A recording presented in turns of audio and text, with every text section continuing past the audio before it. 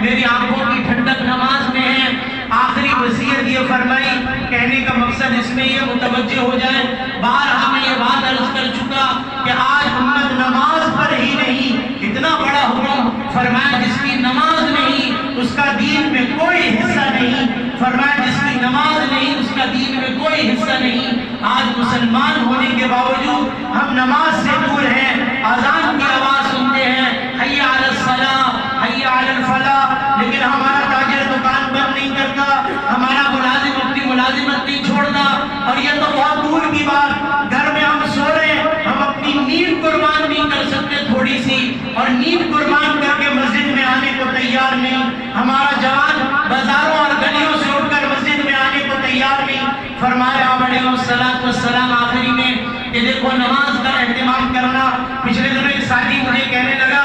فلسطین کب فتح ہوگا؟ میں نے کہا بھائی فلسطین جب فتح ہوگا جب تم مسلمان ہوگا، جب تم ایمان والے بنو، ورنہ کرتے رہو یہ دعائیں اور روتے رہو اللہ کے سامنے۔ اللہ نے قرآن میں ضابطہ بیان کر دیا، ان تنصروا اللہ ینصرکم، تم میرے دین کی مدد کرو گے، تب مجھ سے اس بات کا بھروسہ کرنا اور امید رکھنا کہ میری مدد اترے گی۔ آج میں کو نہیں بھائی یہ چیزیں نہیں ہوں، میں گھر میں آرام سے بیٹھا رہوں، مجھے تو اپنی نماز کی پرواہ نہیں، زکوٰۃ اور روزے کی، حج کی پرواہ نہیں، عبادات کی پرواہ نہیں، اخلاق اور معاشرت خراب، سودی معاملات میں لین دین، اور میں کہوں بھائی میری مدد کے لیے اور میرے فلسطین کے بھائیوں کی مدد کے لیے فرشتے اترے، ایسا نہیں ہوگا کبھی۔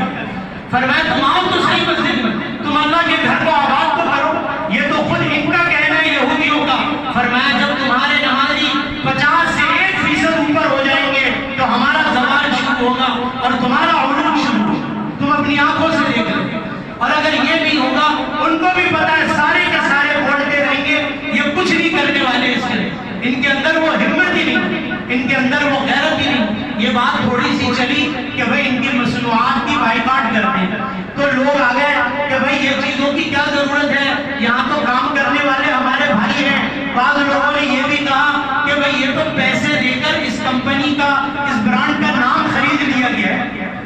اب تو یہ مالک ہے، یہاں والے مالک ہے، تو میں کہوں گا جو مالک ہے نام بدل دو، اب جو یہ برانڈ کا نام لگا تم نے خرید لیا تھا نا ان سے، اب ہٹا دو ان کا نام، کسی اور کا نام لگا دو، پھر اس کے بعد کر لو بات۔ بولو بھائی کوالٹی اور معیار وہی ہوگا جو پہلے دے رہے تھے، لیکن ان کے نام سے پہلے بیچ رہے تھے، اب ان کے نام سے نہیں بیچیں گے، کوئی بات نہیں، ہم نے جو پیسے لگائے تو نقصان ہو گیا، اب اپنے نام سے بیچیں گے۔ بھائی کرو نا پھر ہمت اس کے اندر تھوڑی سی، جو ان کی مصنوعات ہیں، ان کی چیزیں ہیں دنیا کے اندر، یہ چیز واقعتاً میرے لیے آپ کے لیے بہت مشکل ہے، کیونکہ ہمارے پینے کے پانی سے لے کر، ہمارے بچے کے دودھ سے لے کر، میری اور آپ کی دوائیوں سے لے کر، ان سب کمپنیوں کے اندر ان کے قبضے اور ان کے حصے، ان کے شیئر کرنا بہت مشکل ہے، لیکن جتنا کر سکتے ہو اتنا تو کرو، اور جو کر رہا ہے اس کے اوپر تنقید کیوں کر رہے ہو، اس کے اوپر اس پر سوال کیوں اٹھا رہے ہو، اس کے اوپر کرنے دو، جو چھوڑتے ہوئے اللہ کی رضا کے لیے۔ تو یہ چیزیں بھی دیکھنے کی، غور کرنے کی اس کے اندر۔ آپ علیہ السلام نے بہرحال آخری وقت میں یہ فرمایا الصلاۃ وما ملکت ایمانکم، آخری وقت میں الفاظ یہ بھی تھے لا الہ الا اللہ ان للموت سکرات، فرمایا کہ اللہ کے سوا کوئی معبود نہیں اور بے شک موت کی بڑی سختیاں ہیں، بڑی سختیاں۔ سوچیں کیسی تکلیف ہوگی، پانی لایا جا رہا ہے، آپ علیہ السلام بار بار اپنے چہرے پر ڈال رہے ہیں یا دوسرے لوگ آپ کے چہرے پر ڈال رہے ہیں، آپ کے جسم پر ڈالا جا رہا ہے۔ میں نے حدیث مبارکہ پڑھی، اماں عائشہ صدیقہ رضی اللہ تعالیٰ سے فرمایا اے عائشہ مجھے خیبر میں جو زہر دیا گیا تھا اس زہر کا اثر مجھ پر ہو رہا ہے اور میری گردن کی رگیں پھٹ رہی ہیں اس کی وجہ سے۔ اور آخری وقت نے فرمایا جب حضرت جبرائیل علیہ السلام سے کہا جاؤ پوچھ کے آؤ اللہ سے میرے بعد میری امت کا کیا ہوگا، پھر آخری سفر کی تیاری شروع کروں گا۔ فرمایا اللہ کے رسول اللہ رب العزت نے فرمایا آپ کے بعد آپ کی امت کو تنہا نہیں چھوڑیں گے، تو فرمایا اللہم اغفر لی اللہم الرفیق الاعلیٰ، اے اللہ میں بھی آپ سے ملاقات کا شوق ہے۔ اور فرمایا آسان طریقہ تھا روح نکالنے کا، جس طریقے سے آپ علیہ السلام کے جسم مبارک سے روح نکالی، لیکن سوچے صحیح کیسی تکلیف ہوگی، اور اس آخری وقت میں اپنی امت کی فکر ہے۔ آج اس امت کو اپنے نبی کی فکر ہے، اپنے نبی کی فکر نہیں ہے، یہ حقیقت۔ اور اس کے لیے کہنے کا مقصد یہ کہ آپ علیہ السلام کی اطاعت پر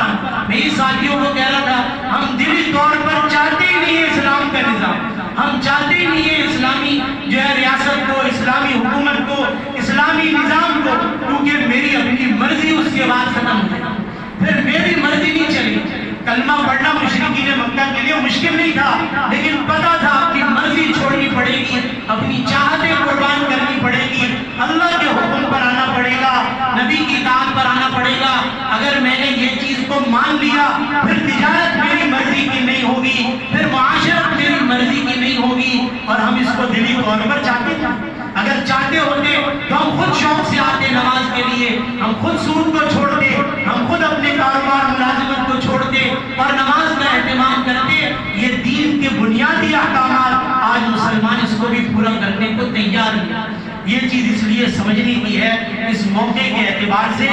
اور وہی میں کہوں گا کہ اس وقت جو حالات ہیں فلسطین کے اندر، کشمیر کے اندر بھی اور جگہوں پر بھی رہے، یہ تو باطل کی آج کل کی سازشیں اور آج کل کی تدبیریں نہیں ہیں، صدیاں لگا کر وہ یہاں تک پہنچے پوری تیاری کر کے اس کے اندر۔ اور ہماری تیاری کیا ہے؟ ہم نے اپنے سرمایوں کو بڑھا لیا، عرب دنیا کو دیکھ لے پوری بدل کے رہ گئی، مسلم دنیا کو دیکھ لے بدل کر رہ گئی، آج ہم اپنے خواہشات کے پیچھے لگ گئے، اپنی خواہشوں کو پورا کرنے میں لگ گئے، اس لیے یہ چیزیں بھی گرا لگنے لگی، بھاری لگنے لگی اس کے اندر۔ اور وہی میں نے کہا ایسے موقعوں پر شاید یہ بھی تعداد